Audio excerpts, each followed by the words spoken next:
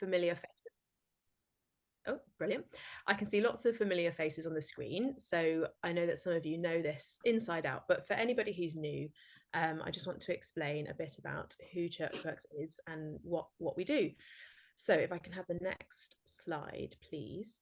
So ChurchWorks came out of something called Your Neighbour. ChurchWorks began in October 2021 when this thing called Your Neighbour was coming to an end. And Your Neighbour had begun to help churches collaborate better with each other and also with local and national government to support the most vulnerable in society during the COVID pandemic. And what we heard from churches we were working with as the lockdowns were lifting and the kind of lockdown part of the pandemic was over was that churches said, we've loved working together. We've loved how it's helped us to serve our communities better. We love how it's fostered the unity that Jesus prayed for in the church. And we love how it's helped us have really fruitful partnerships with our local council and in some cases with national government. Let's not just do this in crisis. Can we find a way of sustaining this sort of partnership working for the long term? And so ChurchWorks was born with that aim. And 16 commissioning organisations, so essentially church denominations, said, yes, we will form together to create the ChurchWorks Commission. And they appointed one or two of their senior leaders onto our ChurchWorks Commission. And we have commissioners who meet regularly with government, which David will talk about in a bit. And the idea of ChurchWorks is that we enable and bring together all of those different church denominations, from those national leaders all the way down to the churches on the ground who are doing the work in their communities, and help those churches and the Christian charities that do brilliant work that we're going to hear from today to collaborate with each other and with the government around three main priorities: well-being and mental health, vulnerable children and families, and today's topic, poverty. And we do that by running events and conferences that bring different people together. We run webinars like this one to resource and equip. And also we really hope today that you will be encouraged to keep doing the amazing work that you are doing in your localities. And we also undertake research and projects to encourage that ecumenical working together. So we do an awful lot of stuff. So our website is on these slides, and we'll be able to send that out if you want to look at anything else. But that is a bit of a kind of snapshot of what ChurchWorks does. And I will hand back to Esther to give a bit more context for today's call. Brilliant. Thank you, Claire. We wanted to start off this morning with kind of grounding ourselves in the context that we're in as the church and our communities, and also in terms of what government and our decision makers are kind of focusing on at the moment.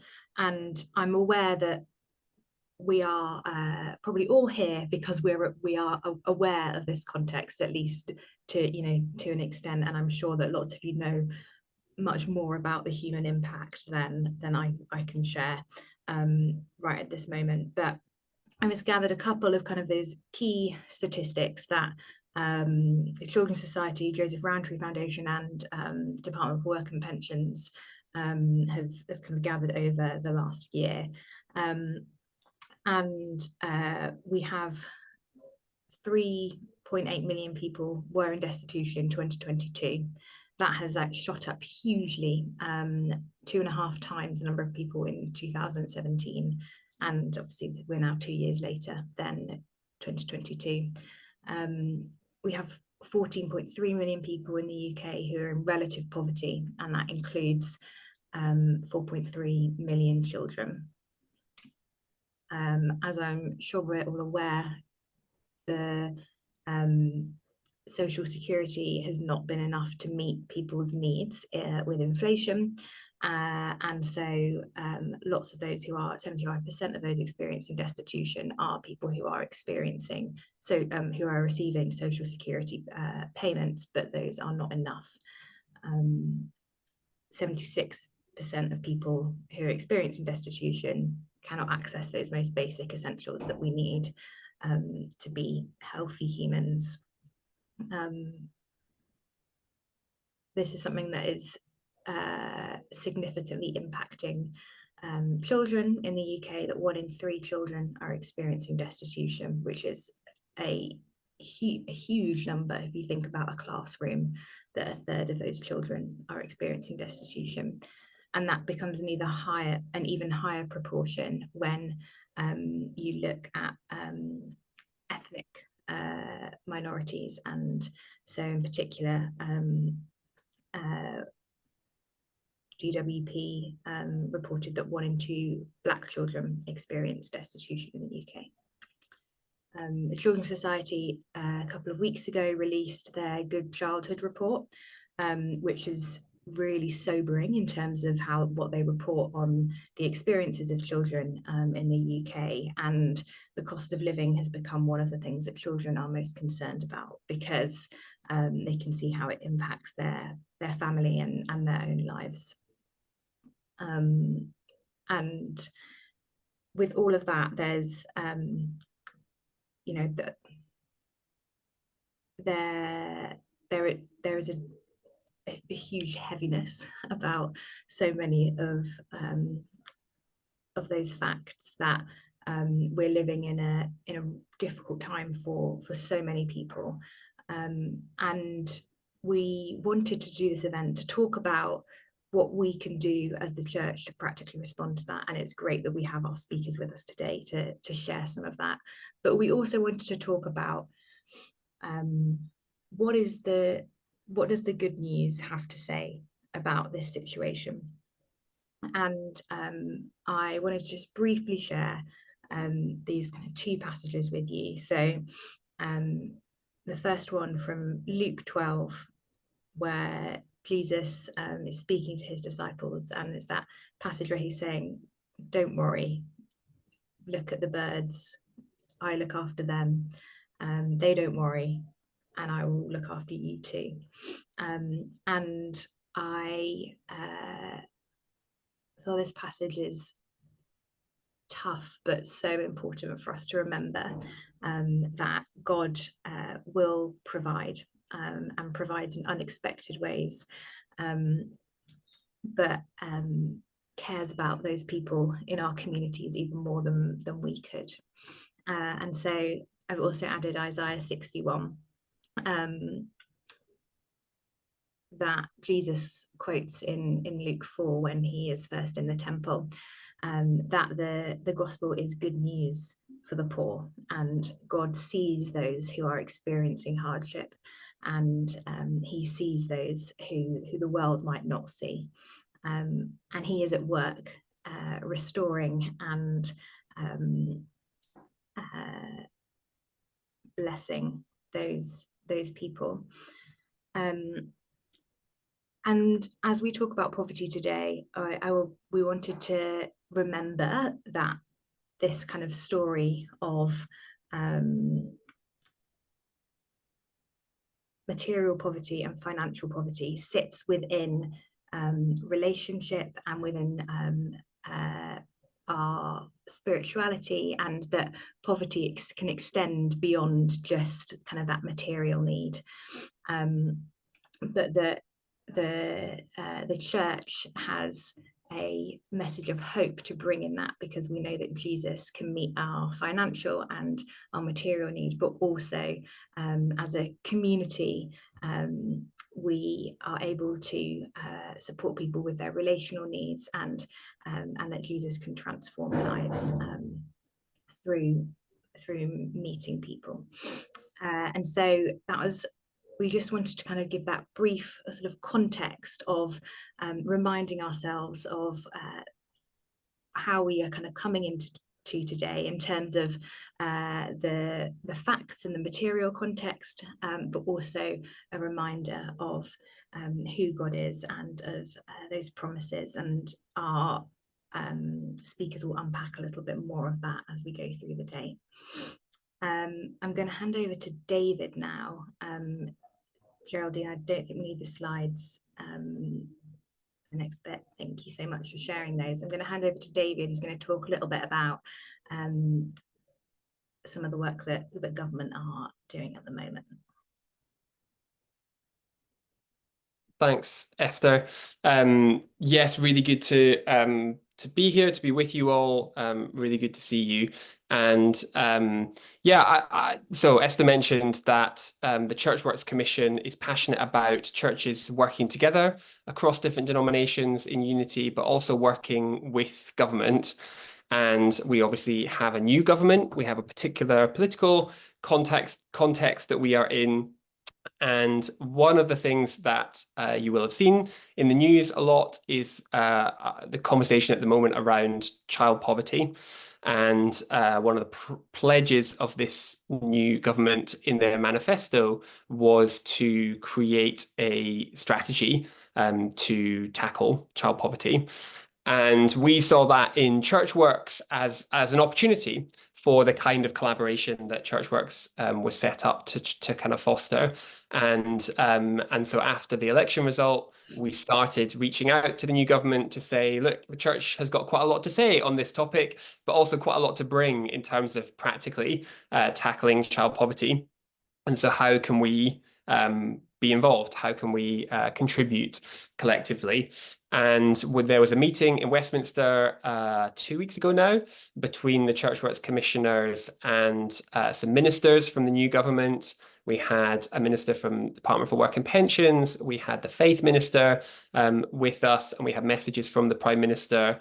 And a big part of the focus was around this child poverty strategy.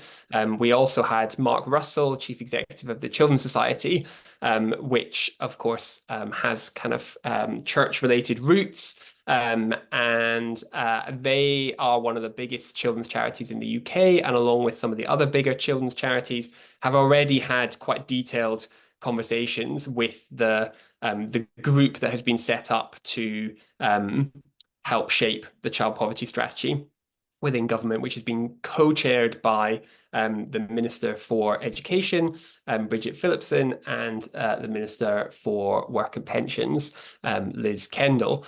So that was a very good conversation. We're going to be following up that conversation with a request to meet those two government ministers to try and articulate, again, the kind of collective desire of churches and the Christian community to be involved, not just as a kind of delivery partner, but actually to help shape that strategy for tackling child poverty. The timeline for that is that they've promised to publish the strategy in the spring, which is quite fast, really, as far as these things tend to go. So there's a kind of window of opportunity there, which we're going to be looking to fill. And I think that's a really important vehicle.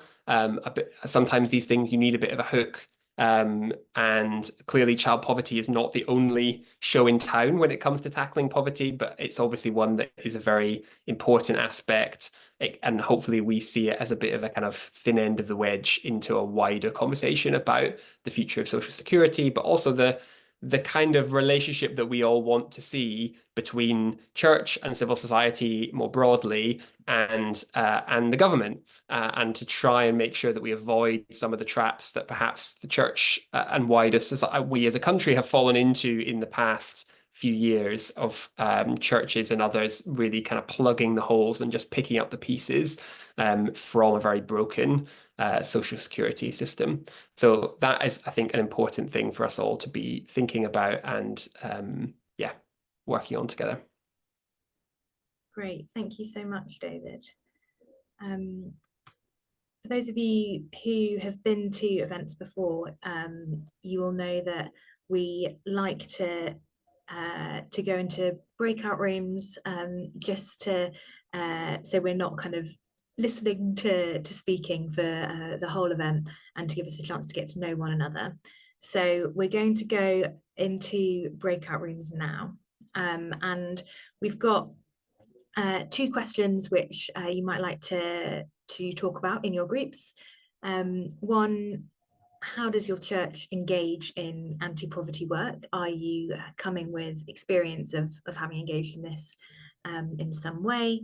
And what questions or reflections about anti-poverty are you bringing to today's call? Geraldine is going to pop us into breakout rooms. How long have we got, Esther? We have got about 5 minutes to say hello.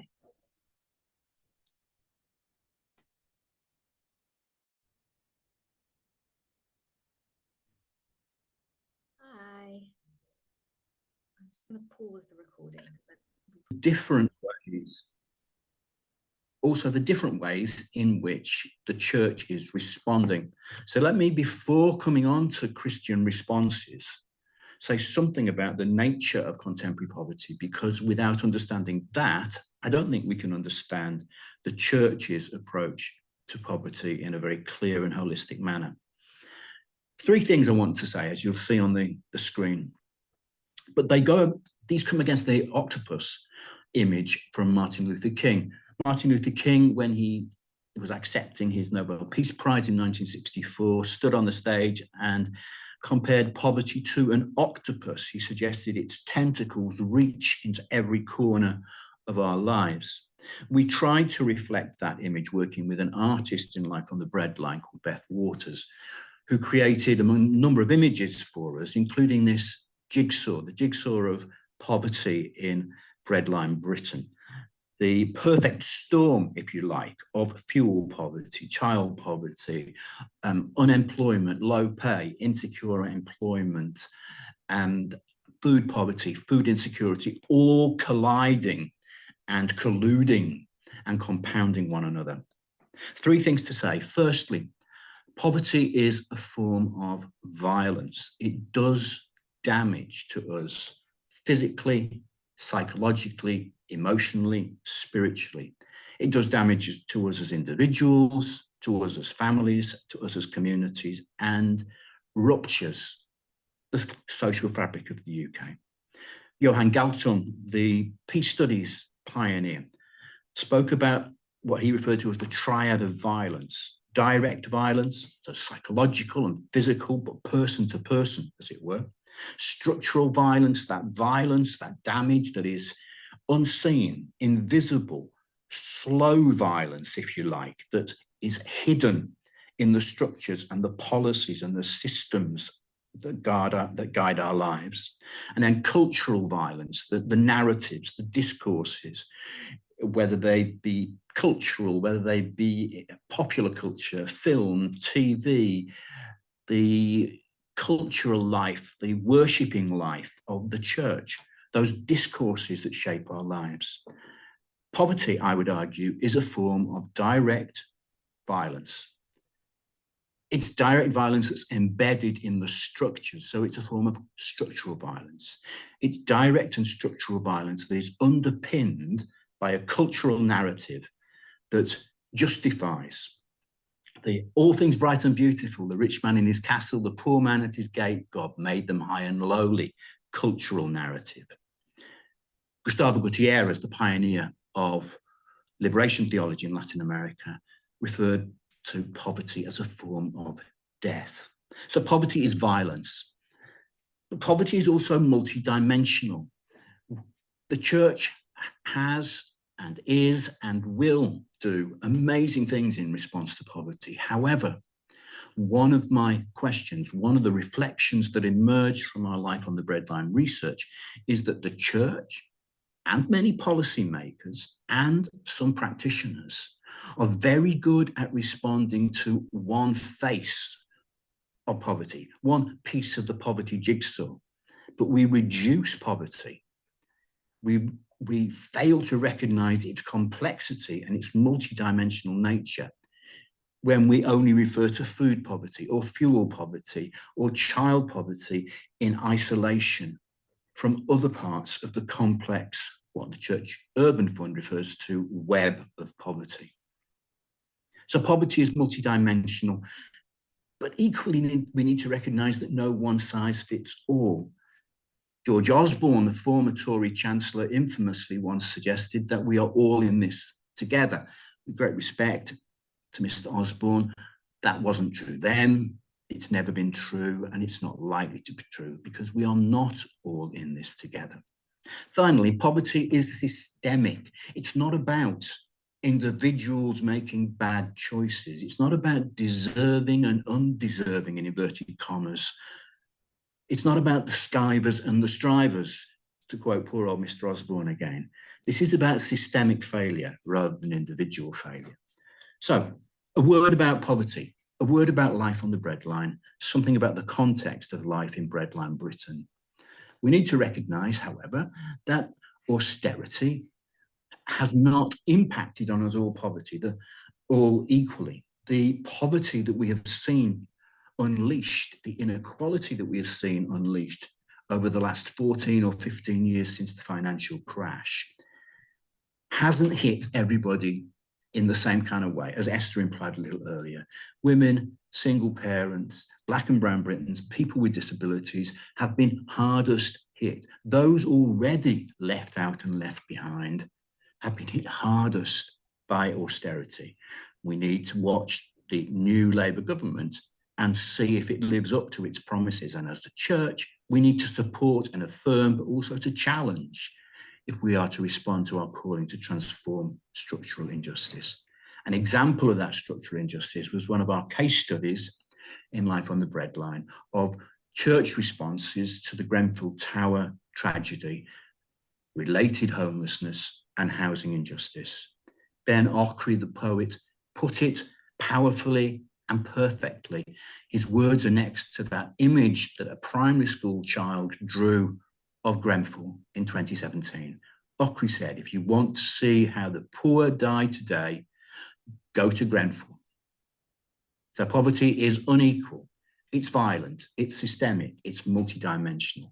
So what's the church doing?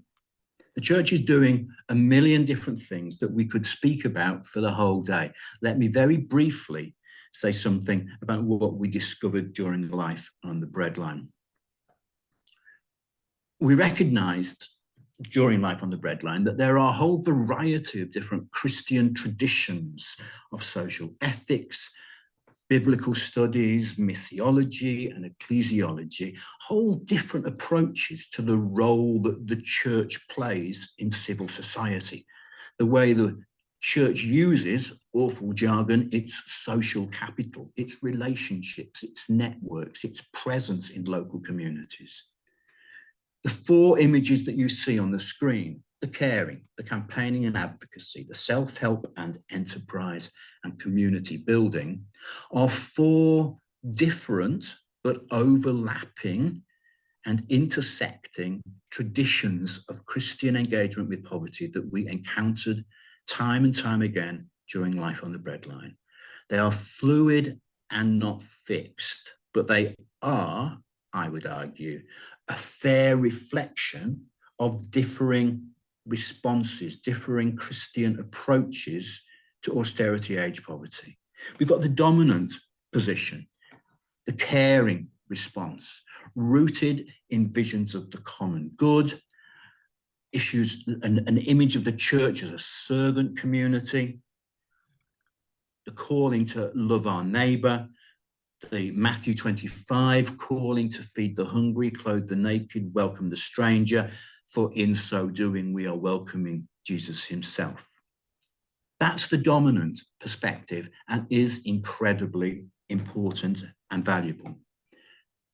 However, a question that we face is whether the caring response to poverty, whether the pastoral response to poverty, whether the commitment to nurturing the common good is sufficiently bold and radical in a structurally unjust society to turn the page on a history of poverty.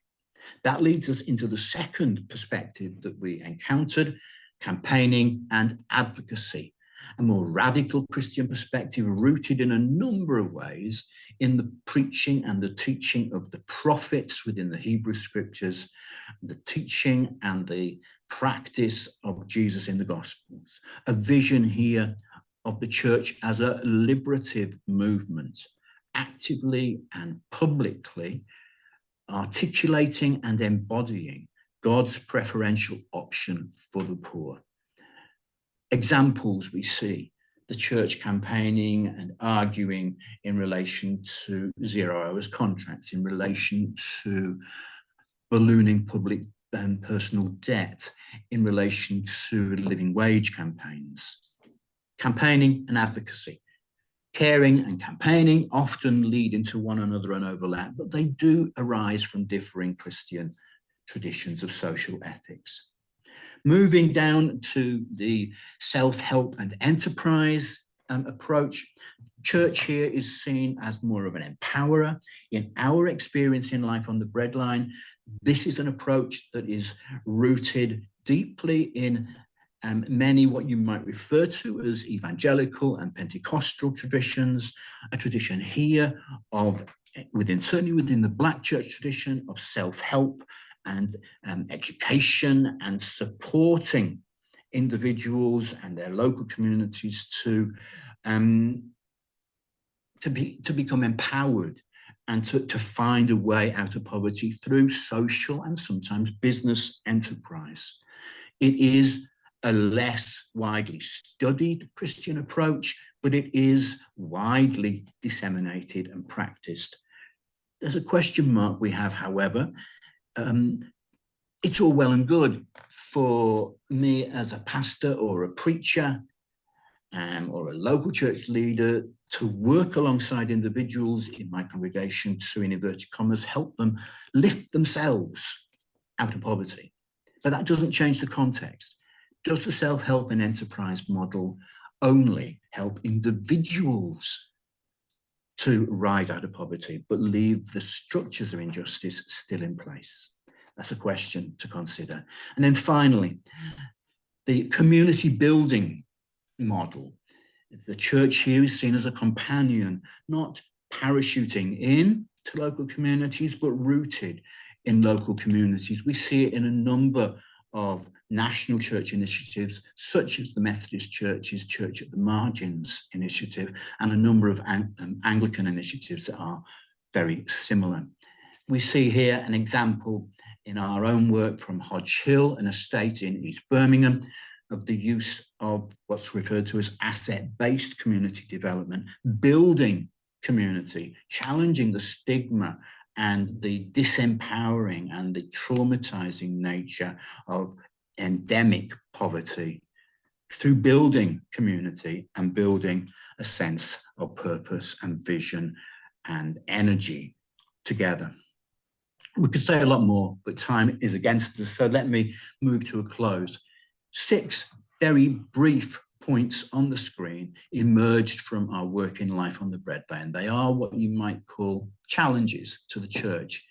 I believe that we are at a kairos moment as a Christian community in the UK, a moment of judgment and opportunity.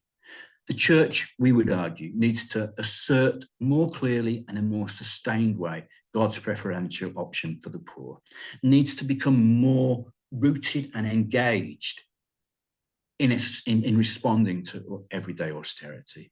The church needs to think more carefully about how it uses its social capital to support sustained campaigning for structural change.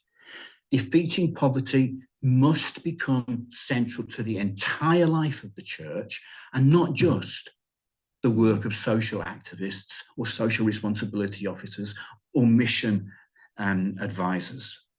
We need to think about the way in which the church can use its liturgy and worship and small groups and Bible studies to challenge the cultural violence that justifies and underpins contemporary poverty. And we need to think about what it might mean to become an agitating minority church, an asset-based church rooted in local communities and living that Acts 2 model of church as a community that transforms structural justice in the name of Jesus. I'm going to close now, but here are some resources that have been developed during Life on the Breadline. Our Lent course, our anti-poverty charter, our church leaders report. There's a book that I'm working on, which is on the way, and fingers crossed, 2 new projects taking this work further. A lot of what I talked about, you'll find in the link to the website just below. Thank you very much indeed.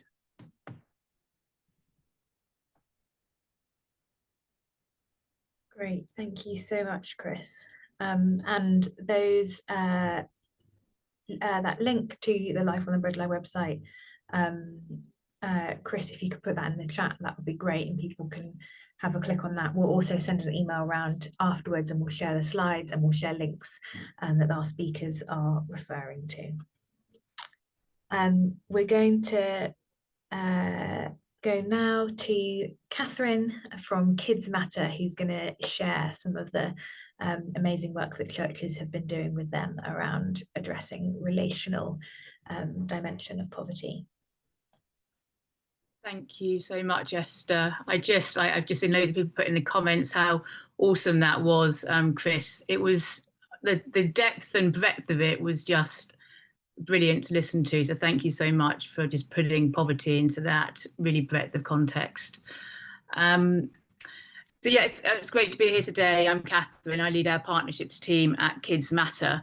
And I'm going to be explaining about the work we do here and why we've chosen parenting as a way to reduce the impact of poverty, and how we've seen the outworking of hope through the programmes that that churches run with us.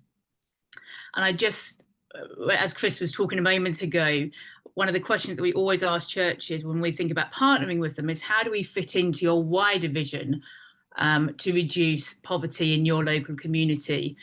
Because it has to be rooted in the church, reducing poverty in all of those different ways. We're part of the jigsaw puzzle of reducing the impact of poverty.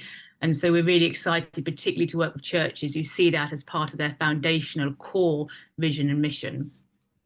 Because our vision at Kids Matter is to see every child in need raised in a strong family. And we do that through reducing the impact of poverty on children through our community-based parenting programmes.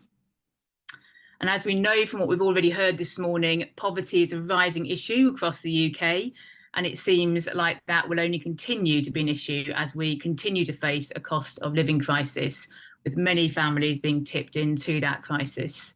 1 in 3 children grow up in poverty, and 1 in 6 children are presenting with mental health problems.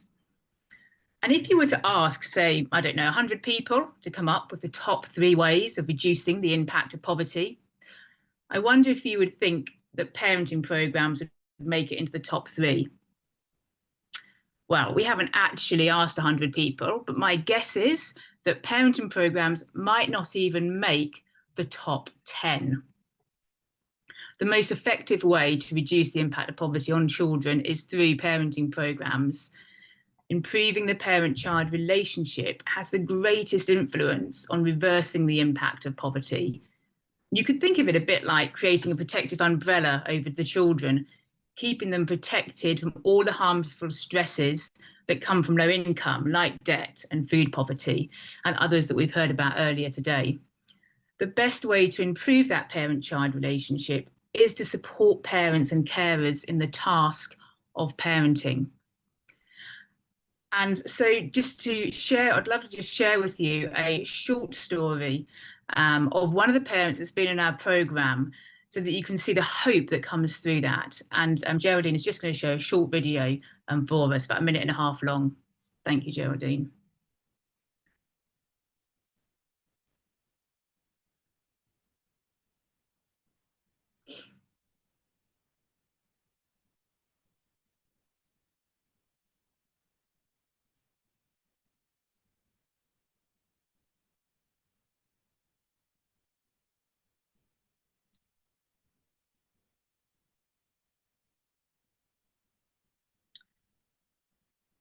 Are we all okay, Geraldine, or do you want me to, we can come back to it later if it's easier.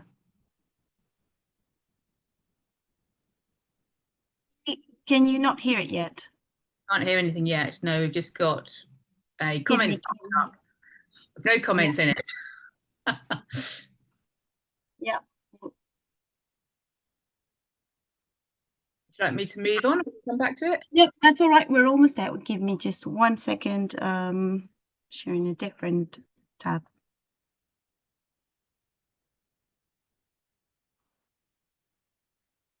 Here we go.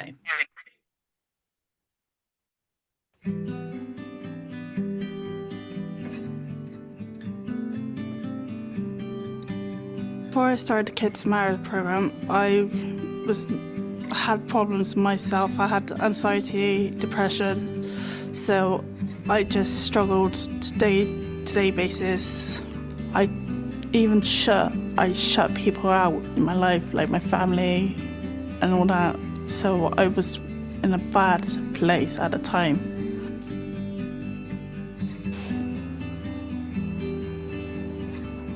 I've let it get the better of me. I've let it do things that stopped me to become the parent that I should have. I felt like a failure as a mum. I felt like a bad mum at the time. So going to Kids Matter, it has changed me a lot. And I'm grateful that I actually got the opportunity to do this, just because to show how much I've become better in myself, how much I became better as a parent, and the relationship with me and my children.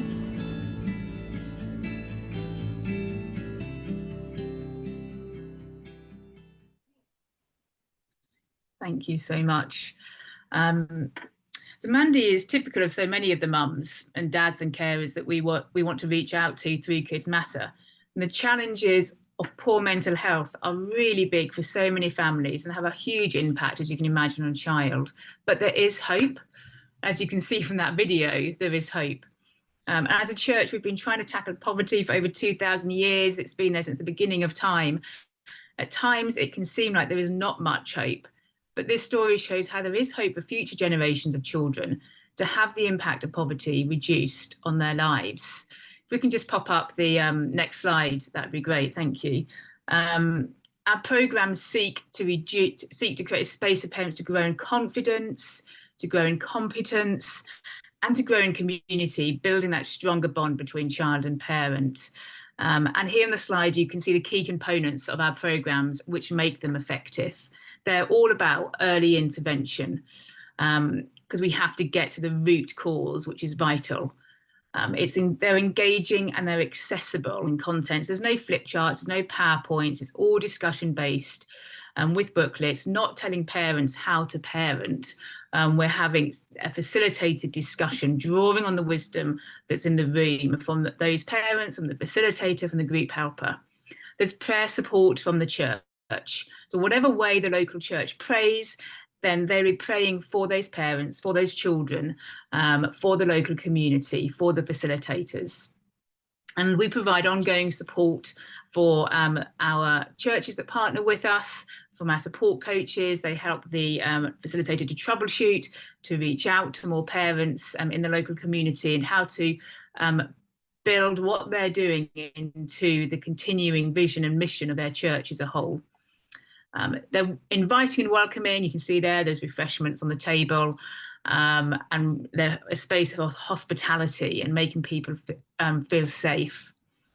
They're short, they're only 6 weeks long, because evidence shows that much longer than that, then the drop-off rate of parents being able to come increases.